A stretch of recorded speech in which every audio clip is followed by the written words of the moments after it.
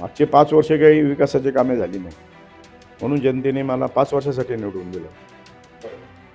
परंतु माझे विरोधक राजकीय BJPवाले त्यांनी सत्तेचा वापर करून माझी ग्रामपंचायत बरखास्त केली आणि ही पहिली नगरपरिषद असेल की वर्षाच्या आत निवडणूक लागणार आहे.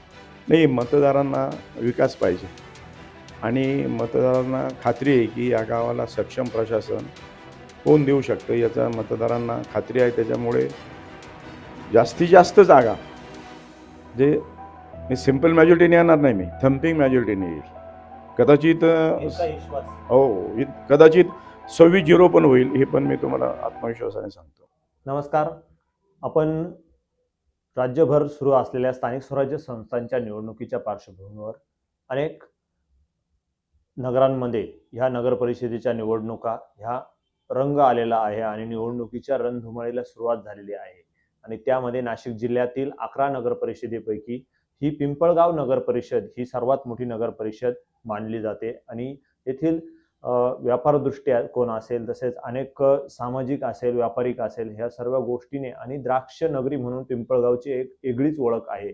आणि या कांद्याच्या सर्वात मोठी बाजारपेठ देखील याच नगर परिषदेच्या एरियामध्ये अथवा त्याच्या कार्यक्षेत्रामध्ये येत असते. आणि यामध्ये आपल्याशी बोलण्यासाठी या नगर परिषदेच्या ग्रामपंचायतचे जे सरपंच होते ते सरपंच आपल्यासोबत आहे आणि आता देखील त्यांनी मोठ्या बलाढ्य शक्तीने तसेच पिंपळगावकरांच्या पसंतीने एक पॅनल तयार करून निवडणुकीला सामोरे जात आहे. आपल्यासोबत बोलण्यासाठी भास्कर बनकर हे आहे. आपण त्यांच्याशी चर्चा करणार आहोत. नमस्कार. नमस्कार. काय सांगाल, एकंदरीत निवडणुकाच्या प्रचाराची रणधुमाळी बघायला मिळत आहे आणि निवडणुकांना सुरुवात झालेली आहे आणि आपण महत्वाचं म्हणजे विद्यमान सरपंच होतात आणि त्यानंतर नगर परिषदेची स्थापना झाली आणि ही पहिलीच निवडणूक आहे की जनतेतून अध्यक्ष निवडणार, नगरसेवक निवडणार. काय सांगाल? ही नगर परिषदेची घोषणा झाल्यानंतर ही प्रथम निवडणूक होत आहे. प्रथम निवडणूक होत असल्यामुळे लोकांमध्ये उत्सुकता, तरुणांमध्ये उत्साह आणि ज्येष्ठांना बी एक ही निवडणूक अनुभवायची आहे, म्हणून या निवडणुकीकडे बघितलं जात आहे. खरं तर 2022ला जी ग्रामपंचायतची निवडणूक झाली होती, थेट सरपंच पदासाठी मी निवडून आलो होतो. माझे त्यावेळेस 13 लोक आले होते आणि मी 22 महिने मला कामकाज करायला संधी मिळाली.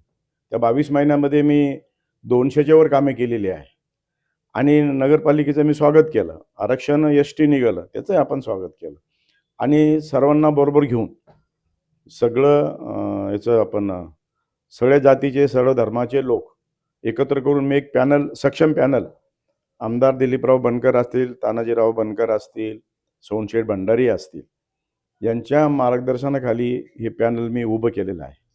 नगर परिषदेची निवडणुकीची रणधुमाळी सुरू झाली आणि तुम्ही शिवसेना उद्धव बाळासाहेब ठाकरे गटात होते आणि त्यानंतर आता तुम्ही अजितदादा गटात प्रवेश केलेला आहे. काय सांगाल एकंदरीत? मी प्रवेश का केला याचं कारण स्पष्ट आहे. मी 22 महिने सरपंच असताना मला राज्य सरकारकडनं 1 रुपया निधी मिळाला नाही. मी जी काही कामे केली ती ग्रामपंचायतच्या उत्पन्नाच्या माध्यमातून, टॅक्स असेल, इतर असेल, त्या याच्यातनं मी ते काम करू शकलो. परंतु आता लोकांच्या अपेक्षा झाल्या की नगर परिषद झाली म्हणजे माझ्या घरापर्यंत रोड झाला पाहिजे, माझी गटर झाली पाहिजे, माझ्या सगळ्या सुविधा मला त्वरित मिळाल्या पाहिजे. म्हणून जनतेची जी काही डिमांड माझ्या वर्षभरात लक्षात आली आणि मी बघितलं, जर आपण 22 महिने कारभार करत असताना आपल्याला शासनाची निधी मिळेल नाही, नगर परिषद झाली तर आपण परत तीच अवस्था होईल आणि जनता आपल्याला जाब विचारेल, नाना तुम्ही निवडून आलात परंतु आमच्या सुविधेचं काय. म्हणून माझ्या सहकार्याची मीटिंग घेतली. जनतेचा रेटा होता, मित्रांचा रेटा होता की नाना आता कुठेतरी राजकीय पक्षामध्ये गेलं पाहिजे, त्यामुळे आणि सत्तारूढ पक्षामध्ये ते. मग मी विचार केला, मी मूळ काँग्रेसचा, मधल्या काळात मी उद्धव बाळासाहेब ठाकरे सेनेत होतो, म्हणून माझं अजित पवारांशी माझे वैयक्तिक संबंध आहे, आजही आहे. त्यामुळे दिलीपराव बनकरांशी बोलणी केली, सोनशेठ भंडारी असतील, तानाजी तात्या असतील, सुरेश खोडे असतील, आम्ही एकत्र बैठक केली आणि पक्ष प्रवेश करण्याचा निर्णय आम्ही घेतला विकासाच्या मुद्द्यावर. या काळामध्ये तुम्हाला भाजपकडून देखील मागणी आली होती का? भाजपकडून देखील प्रस्ताव आला होता? हो, बरोबर आहे. मला अगोदर दादा भोसे साहेब खास पिंपळगावला आले, त्यांनी माझ्याशी मिटिंग केली आणि मला सांगितलं की तुम्ही धनुष्यावर उभे राहा. मी त्यांना सांगितलं, साहेब सॉरी, मी काही धनुष्याबरोबर तुमच्याबरोबर येऊ शकत नाही, धनुष्य निशाणे घेऊनही लढू शकत नाही. म्हणजे बाकीची इथं अवांतर चर्चा झाल्या आणि तो विषय थांबला. त्याच्यानंतर मग गिरीशजी महाजन मंत्री जलसंपदा, मग त्यांचे 2 फोन झाले गणेश गीते साहेबांच्या माध्यमातून. त्यांनी सांगितलं की या तुम्ही पक्षात, आम्ही सर्व व्यवस्थित करू. आणि परंतु इथलं काही व्होटर आहे माझा पारंपरिक. माझी निवडणूक कायम मुसलमान गल्लीच्या वार्डातनंच. माझे वडील 3 वेळा, माझे काका एकदा 4, मी 6 वेळा. मी त्याच वार्डातून निवडून आलेलो आहे. मी राहतो दुसरीकडे, पण मी मुसलमान गल्लीचा जो वार्ड आहे आमचा पारंपरिक, तिथं राहतो. त्यामुळे त्या लोकांनी मला सांगितलं की नाना तुम्ही बीजेपीत काही जाऊ नका. मतदारांची इच्छा आहे. हो हो. आणि त्यामुळे मी तो निर्णय तिथे स्टॉप केला. आणि मग तिसरा पर्याय माझ्याकडे होता महायुतीमधला, तो म्हणजे राष्ट्रवादी काँग्रेस अजित पवार गटाची अजित पवार गटात जाण्याचा निर्णय तुम्ही घेतला. निश्चित केला. हो. शहर आहे पिंपळगाव शहर, हे खूप मोठं शहर आहे, बाजारपेठ आहे या ठिकाणी, आणि शहरामध्ये अनेक नागरिकांशी आम्ही संवाद साधला. अद्यापपर्यंत अनेक समस्या आहे. या समस्या कशा सोडवण्याचा प्रयत्न कराल? गटर असेल, तसेच शौचालयाचे आहे, स्वच्छतेचा. बरोबर आहे, तुम्ही म्हणता ते मी नाकारत नाही. कारण ग्रामपंचायतीला मर्यादा असते. उत्पन्नाचे मार्ग कमी असल्यामुळे पिंपळगाव इतकं वाढलं की इथं लोकसंख्या अधिकृत पाहिलं तर तशी ती लाखाच्या पुढे गेलेली आहे. तुम्ही विचार करा, 35,000 व्होटर आहे आणि 35,000 व्होटर आहे तर लोकसंख्येचा हिशोब केला तर लाखाच्या पुढे लोकसंख्या झालेली आहे. मग त्यांना सगळ्या नागरी सुविधा द्यायला ग्रामपंचायत प्रशासन कमी पडतं, हे मी मान्य करतो. मग काहींचे अंडरग्राऊंड गटर असेल किंवा तुमचं सांडपाणी व्यवस्थापन असेल किंवा काही क्रीडांगणे असतील, अभ्यासिका असतील, इतरही सुखसोयी ही ग्रामपंचायतच्या मानाने, तरी महाराष्ट्रामध्ये माझ्या ग्रामपंचायतींनी, माझ्या गावाने जे केलं मी, ते आतापर्यंत कोणत्याही ग्रामपंचायतीने केलेलं नाही. परंतु आता लोकसंख्या वाढली, लोकांच्या अपेक्षा वाढल्या म्हणून त्या समस्या आहे त्या सोडवण्यासाठीच. खरं तर मग विकास निधी पाहिजे तर मग पक्षात गेलं पाहिजे. आणि योगाने तिजोरीची चावी ही राष्ट्रवादी काँग्रेसच्या ताब्यात आहे. अजितदादा अर्थमंत्री आहे, त्यामुळे अजितदादाच्या पक्षात जाण्याचा निर्णय. परिषदेत विकास कामांना हो येस, प्रायोरिटी त्याला चालना मिळावी, त्यासाठी मी अजित पवार गटात जाण्याचा निर्णय फायनली घेतला. ग्रामपंचायत असताना शेवटची ग्रामपंचायतची निवडणूक तुम्ही लढलात, नगर अध्यक्ष, तुम्ही ग्रामपंचायतचे सरपंच, जनतेतून थेट सरपंच झालात. त्यावेळेसची परिस्थिती कशी होती ग्रामपंचायतची? नाही, त्यावेळेस मागचे 5 वर्ष काही विकासाची कामे झाली नाही, म्हणून जनतेने मला 5 वर्षासाठी निवडून दिलं. बरोबर. परंतु माझे विरोधक राजकीय बीजेपीवाले त्यांनी सत्तेचा वापर करून माझी ग्रामपंचायत बरखास्त केली. आणि ही पहिली नगर परिषद असेल की वर्षाच्या आत निवडणूक लागणार आहे. ओझरची 2021ला नगर परिषद झाली आणि निवडणूक 25ला होते. अनेक नगर परिषदेच्या निवडणुका 2-2, 3-3 वर्ष जातात. परंतु इथे 24 साली 11-12 ऑक्टोबरला नगर परिषदेची स्थापना झाली आणि आज नोव्हेंबरला वर्ष झालं आम्ही निवडणुकीला सामोरं जात आहे. एका वर्षात निवडणूक लागली. हो.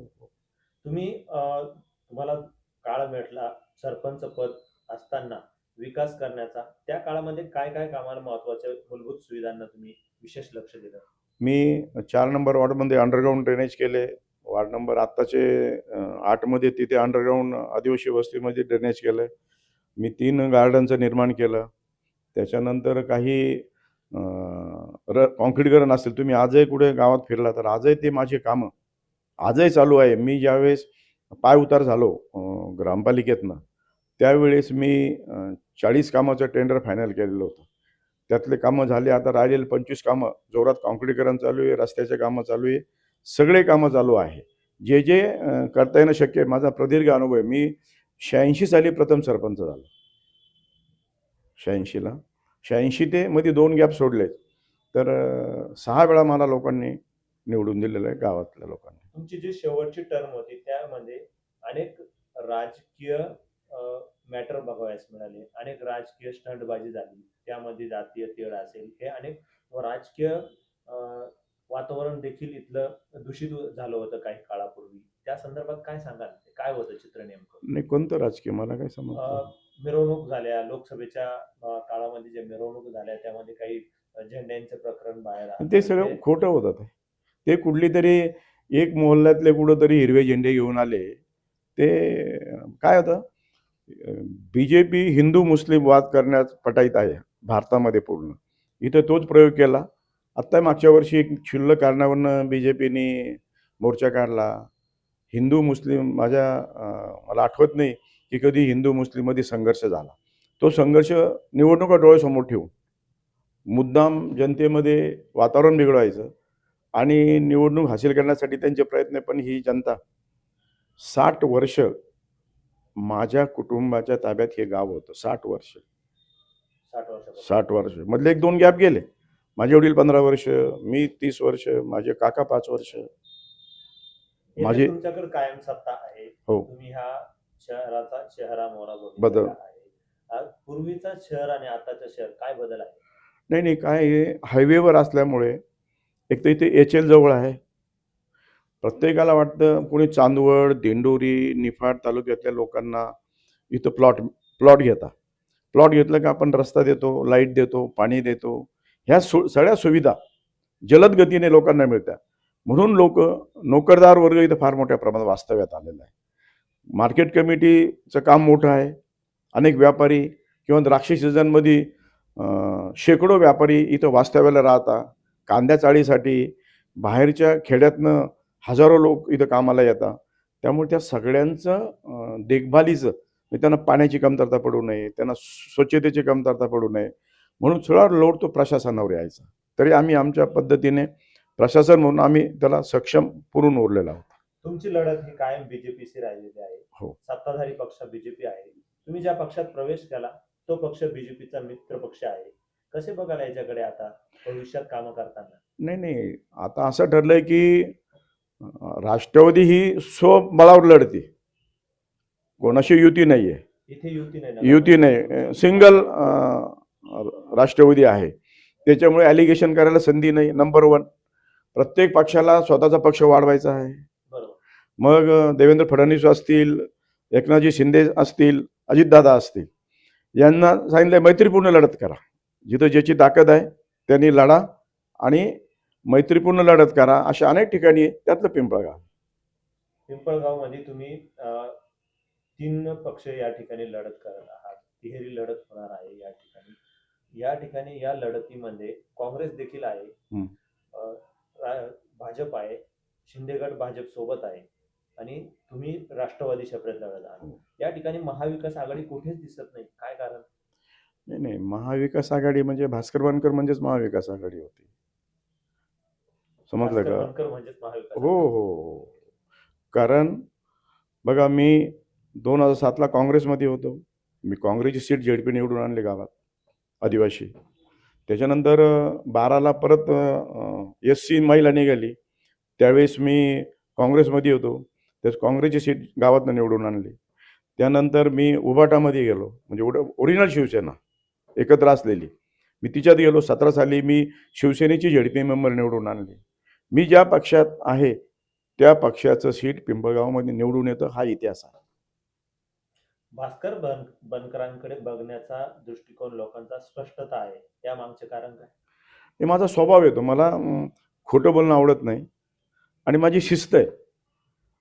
शिस्त असल्यामुळेच मी प्रशासन भक्कमपणे चालवलं आणि त्याचा रिझल्ट मिळतो. तुम्ही जर लूज प्रशासन दिलं तर तुम्हाला डेव्हलपमेंट मिळणार नाही, विकास होणार नाही, अधिकारी ऐकत नाही.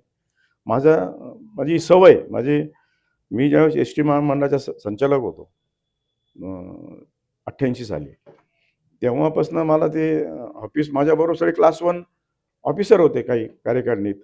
आमचे गोविंदरावजी अध्यक्ष होते, PK अण्णा होते. मी 5 वर्ष ST महामंडळाचा संचालक होतो 34 वर्षापूर्वी. स्पष्ट हे माझं आयडेंटिटी आहे, लोकांना माहिती आहे. अजित पवार बोलताना मी एखादं काम घेऊन आला, त्याचं काम होणार असं मी सांगतो तुझं काम झालं नसेल, मी सांगतो सॉरी माझ्याकडून काम होणार नाही, हे सुद्धा स्पष्ट सांगायला मनाची तयारी लागते आणि ती माझ्यात आहे. त्याचा मला कधी लॉस होईल ते मान्य आहे, परंतु मला प्रशासनाला फायदा होतो, डेव्हलपमेंट होती. म्हणून अनेकांना असंच वाटतं, की आता तुम्ही पाहिलं किती बेशिस्त इथं तुम्हाला ट्रॅफिक जाम होते. मी ज्यावेळेस होतो, प्रशासन माझ्याकडे होतं ग्रामपंचायत. मी 6-6 सिक्युरिटी गार्ड नेमायचो आणि त्या गार्डमधनं मी सगळी यंत्रणा स्वतःच्या ग्रामपंचायतने मी लावलेली आहे. स्वतः गार्ड लावून ट्रॅफिक हो, हो. 6 लोकं मी नेमले होते कायम. ट्रॅफिकसाठी. हो, हे प्रशासकाने कमी केले मग सीओ. प्रशासनाने ते प्रशासकीय काळ आल्यानंतर ते कमी करून केले, टाकले. कमी आता केले. ट्रॅफिकचा हा त्रास सामान्यांना होत आहे. होतोच ना, होतोच ना. मग त्याच्यावर बी आहे ना, जसं आपण ट्रॅफिक पोलीस जी काम करते त्यापेक्षा माझे सिक्युरिटी काम करतील ना त्या जसं मी पूर्वी केलंय तसं आता करतील नंतर. मतदारांना काय सांगाल? नाही, मतदारांना विकास पाहिजे आणि मतदारांना खात्री आहे, की या गावाला सक्षम प्रशासन कोण देऊ शकतं याचा मतदारांना खात्री आहे. त्याच्यामुळे जास्तीत जास्त जागा जे सिंपल मॅजॉरिटीने येणार नाही, मी थम्पिंग मॅजॉरिटीने येईल. कदाचित इतका विश्वास. हो, कदाचित 26-0 पण होईल, हे पण मी तुम्हाला आत्मविश्वासाने सांगतो. मागच्या वेळी मी एकटा लढलो. मी 13 जागा निवडून आणल्या. आमदारांची एकच जागा होती आणि समोरच्या बीजेपीच्या 4 जागा होत्या. मागच्या वेळेस. हो. मग आता बघा मला 8,300 आणि काहीतरी मत होते. सतीश मुळेला 8,000 होते. गणेश बनकरांना 6,000 होते. आता गणेश बनकर मी एकत्र आहे. बरोबर. 8 आणि 6 14. मैत्रीपूर्ण लढत चांगली होणार. 100% जिंकणार. नक्कीच. आपण आपल्यासोबत हे होते भास्कर बनकर. त्यांना नाना म्हणून स्पष्ट वक्ता आणि स्पष्ट काम अशी ओळख त्यांच्यावाली आहे. त्यांनी जो संवाद साधला त्यांनी अतिशय उत्कृष्टरित्या आपल्याला सांगितलं का तर मी का स्पष्ट वक्ता म्हटलं जातं आणि का मांडलं जातं. कॅमेरा पर्सन सुदामसह अमोल जाधव, नवराष्ट्र, नाशिक.